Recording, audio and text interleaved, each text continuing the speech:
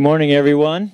Welcome to Phoenix and Phoenix Raceway for what obviously will be an exciting weekend for many levels of series here. Looking forward to tonight with the Toyota NASCAR Mexico Series race and obviously our qualifying start today as well. So we're going to kick off with some special guests. On the far right is Steve O'Donnell, who is here not only as Executive Vice President for NASCAR, but also serves on the board of the Armed Forces Foundation, the AFF. Next to him is Patricia Driscoll, who is the President and Executive Director of the AFF. And on her left is Mr. Kurt Busch, the driver of the number 41 Haas Automation Group car. He will be racing here this weekend, and he's got a special announcement and talk about some of the work that he's doing. But before we get going, I actually thought it'd be good for Steve to talk about the work that Kurt and Patricia have done with the AFF and in association with us at NASCAR.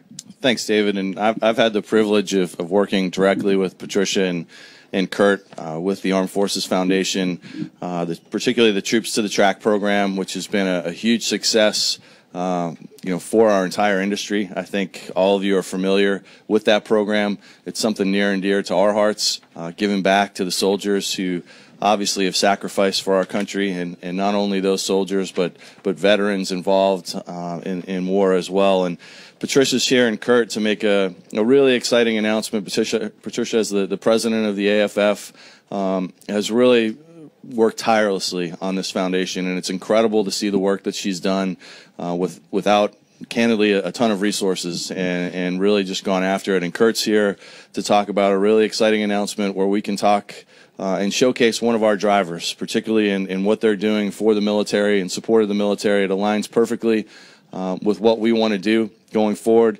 NASCAR and our armed forces are closely tied.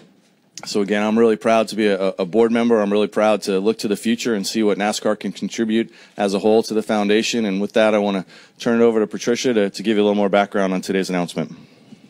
So one of the things that when Kurt and I went down to Texas, we talked with George Bush and his group down there about military charities wasting a lot of money. And something that we're proud of is that 95 cents of every dollar goes to our programs.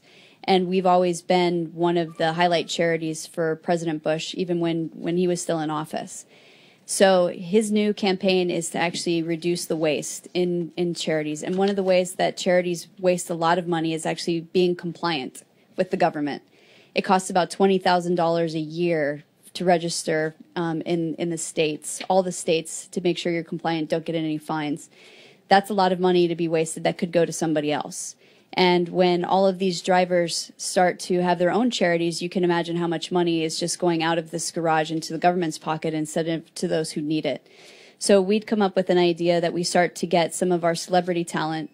What we do best is we run the foundation. We're grassroots. We have a great team, great organization.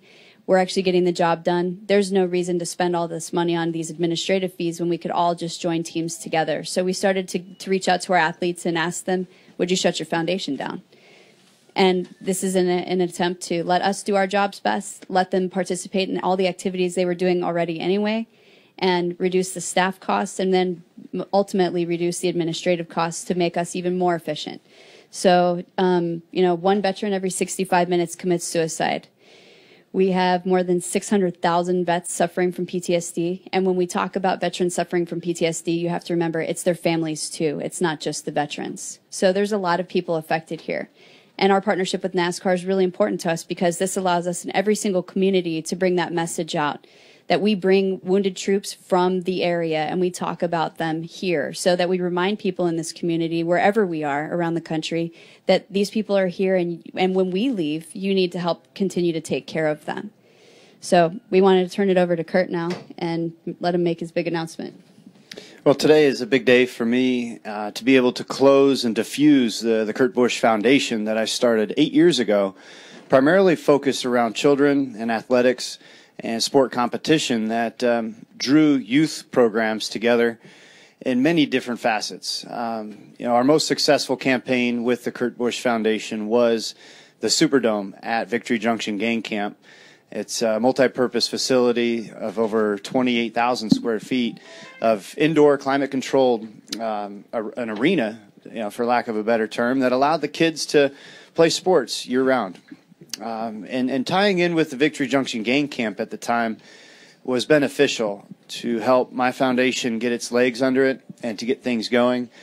But as time progressed, you're starting to stretch yourself out to this program or to this next program, and it wasn't run as efficient as what I have seen with the Armed Forces Foundation. And, of course, with going on Capitol Hill and seeing a bunch of the different programs and how they operate, and even over the years with some of my primary sponsors working with different foundations and with their presidents and with their direction and motive, I can see how a lot of money can get lost and it's not directly affecting the people that we need it to affect. And so today I'd like to proudly diffuse the Kurt Busch Foundation into the Armed Forces Foundation. And we are creating a program within the Armed Forces Foundation called the Kurt Busch Project.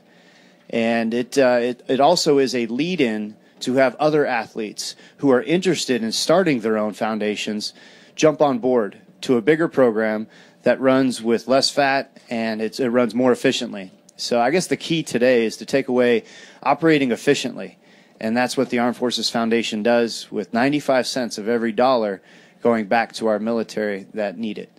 And so with my Kurt Busch project, it focuses around PTSD and TBI, which are heavily focused at Walter Reed and Bethesda medical centers, and being able to help those guys get through rehab, to get back up and healthy, and to be able to smile when they come to the Troops to the Track events, which we keep out there as motivation for them to get through rehab and get better.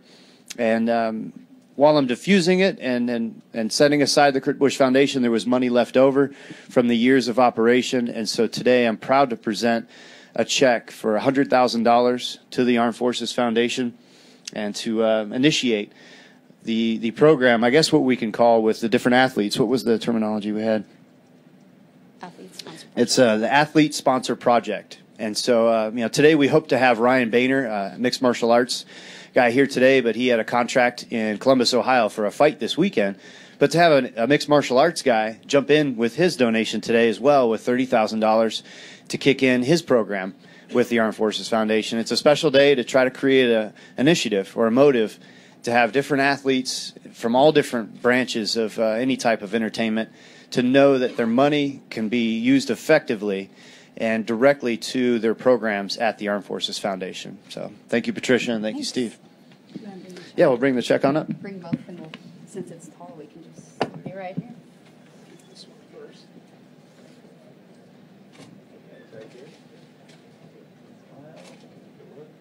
If you have any questions, just raise your hands and we'll get a microphone in there. So bring one back here to Mr. Creekmore.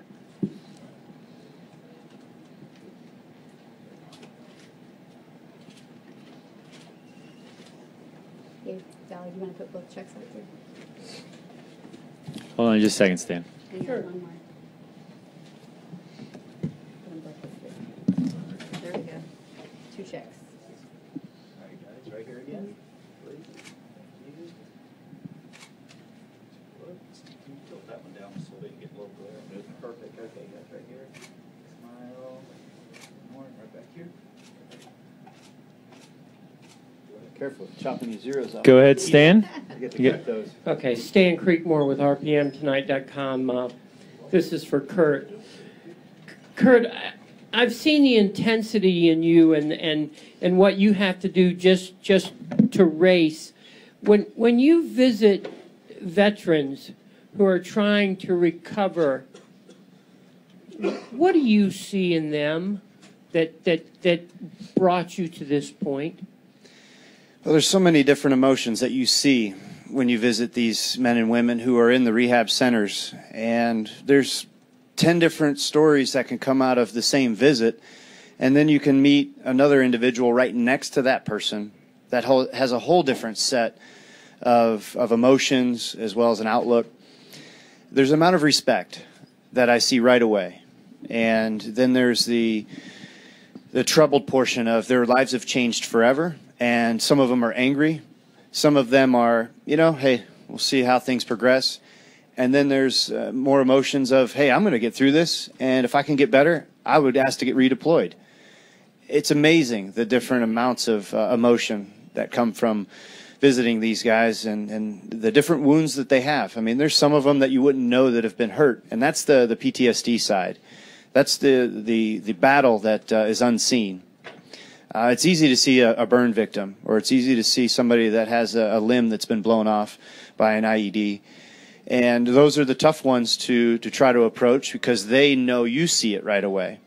But there's the ones that have the invisible wounds from the TBI, the traumatic brain injury, and the PTSD side. And those are the ones you have to open up a little bit, spend more time with, and put your arm around them. And Patricia does a great job with her foundation to show them the way, to give them the support. And I'm not a certified counselor by any means, but with the Troops to the Track program that NASCAR allows us to bring quantities of our military men and women to the track, I can help with just putting a smile on their face or diverting their focus for the day to have some fun. And the program that we have is such as like at Kansas City, Fort Leavenworth. We try to grab troops from specific regions close to the racetracks. And we bring in different guys from different branches of the military to meet up with the guys that are there that day, and they all turn into their own buddy system. It's like their own travel buddy at the track for the weekend. And so I can get involved with pace car rides, can get them into the driver's meeting. We have them sit on our pit box as a guest of honor. And then we also have what is most important to me, the race dedication program. And I'm going into my third year with the race dedication program. And some weekends we have individuals that are there with us. Some weekends we have the families that are there because we're honoring a killed in action member. And it creates closure, it creates excitement, and it creates all different types of emotions when you're carrying around the name of a service member with you on the racetrack. You know, a lot of people don't realize that with our Troops to the Track program, it's actually therapy. When you see our guys walking around the garage, this is not just a normal VIP group. You know, these guys usually are suffering from PTSD. And you can imagine how crowds affect people. The smell of gasoline and fuel, because the last time that they smelled those things and heard the loud engine noises and they hear the fireworks and the national anthem, all those things actually scare them. And it's associated with bad memories. But what we get to do here at NASCAR is bring a group together. They spend the whole day with guys who have similar experiences, so they get to spend the whole day talking. But they get to start living those sights, smells, and sounds with good memories and associating it with good memories. That's what's so powerful about this program. So next time you see those guys wandering around, know that that's not just a VIP group, but that we're actually helping them heal. Reed? Reed Spencer with NASCAR Wire Service for Patricia. When you approach athletes and celebrities and say, and explain the program and say you'd be better off closing your personal foundation down and rolling money over into something that's more substantial and more efficient, what kind of reaction do you get to that? And for Kurt, are you sort of acting as an ambassador for this this program? Well, they usually look at you kind of strange because it's an ego thing. You know, and people do start it for the right reasons, but they want to make sure that they're also still getting the credit. With us, you're still going to have the page. It looks exactly like your foundation page. You're still going to have it attached to your website, and I let them know absolutely nothing is going to change except you don't have to manage it anymore. You know, the money's not going to get wasted. We're still going to have the activities that you were still doing with us anyway, and you don't have to do any of the administrative work. You don't have to employ any other people to manage something kind of half done. We're going to do it to a great ability, and you're going to be part of a bigger cause. And actually now a lot of people are really excited about it because they thought it was, when you start adding it up, you know, Kurt had his foundation been up for 8 years. That's just $20,000 a year that he's wasted to the government for federal filings and state filings. That's not including your accounting fees and everything else to get your foundation returns in and other employees that you've had to have. So when they start to look at the money that's been lost, then it gets a lot of people excited. We have a lot of UFC fighters that we're about to get on board, so we'll be making some more announcements in the future. You know, I gave it the old college try. 8 years was a good run, and the way that we were able to impact a lot of youth organizations and programs, I was proud. And when I got into different programs through the sponsors that I raced for, with Miller Lite, with Operation Homefront, with the Shell car, we had PVA, Paralyzed Veterans of America. And then when I met with the AFF at Walter Reed Bethesda Medical Center, it showed me that there are different programs that can really impact the situation without less fat attached to it, and with different glory programs that are out there, such as a concert that you're putting on for hundreds of thousands, and then, well, what's the amount of cost that goes into that? It can swallow up a ton of money that should be going to our vets. And so, to me, it's about operating more efficiently, and I think that's what I've received back from NASCAR and how they operate with this Troops to the Track program and what they do for our military. It's easy just to not piggyback, but just join forces with NASCAR and the AFF, who is the official military charity of NASCAR. Yeah, and I think just to add to that with Kurt and Patricia is just the education, being involved in this. Patricia shared with me, PTSD. Not a lot of troops want to talk about that, right? These guys are warriors. These guys and gals are warriors, and it's tough to talk about. And I think I learned last week that there's not one medical school in the country that specializes or has a program in PTSD.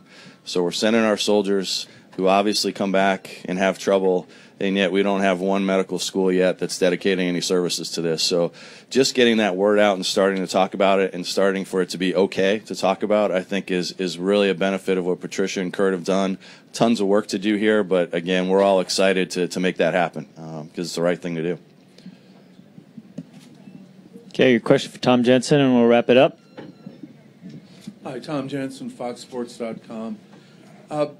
This is for Patricia. Patricia, there's so many veterans groups out there that we see. How do you differentiate your group, and how do you explain to athletes why you're the one they should be associated with?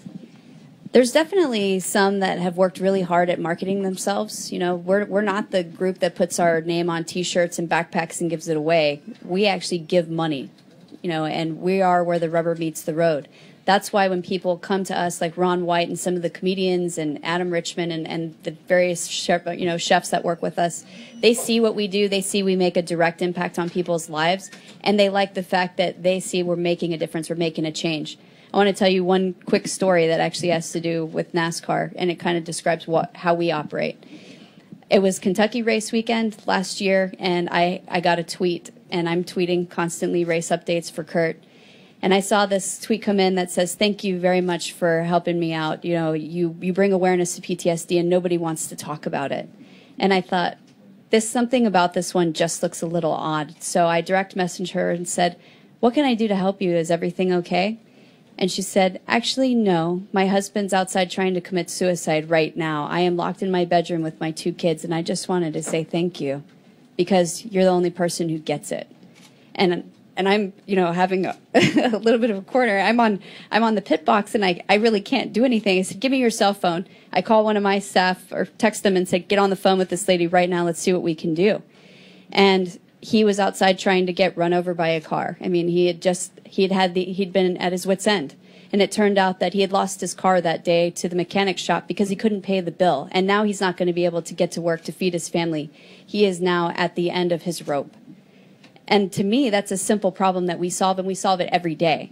Our foundation was able to pay to get that car out of Hawk. We were able to get a deal worked out with his job that he was going to be able to take a leave of absence for a couple of months. Our foundation paid for the bills to keep the family financially afloat.